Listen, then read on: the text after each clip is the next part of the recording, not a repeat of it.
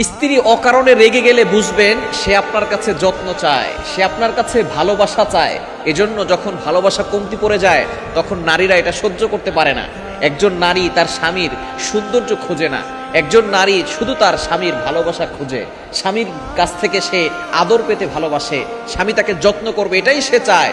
সুতরাং প্রতিটি স্বামীর উচিত তার স্ত্রীকে মহব্বত করবে, স্ত্রীকে ভালোবাসবে। কেননা নবীজি সাল্লাল্লাহু আলাইহি ওয়াসাল্লাম নিজে জানিয়ে দিয়েছেন, লাম তারালিল মুতাহাব্বিনা মিসলান নিকাহ।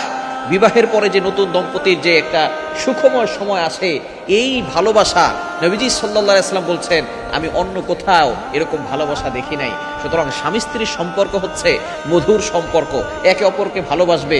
একে অপর যদি রাগান্বিত হয়ে যায়, একজন রেগে গেলে আর একজন চুপ থাকবে, তাহলেই সংসারে সুখ আসবে, শান্তি আসবে। সুতরাং স্ত্রী যদি অকারণে বারবার রেগে যায়, আপনি তাকে বেশি ভালোবাসবেন, বেশি মহব্বত করবেন, বেশি কেয়ার করবেন, দেখবেন সংসারের সুখ বেড়েই যাবে।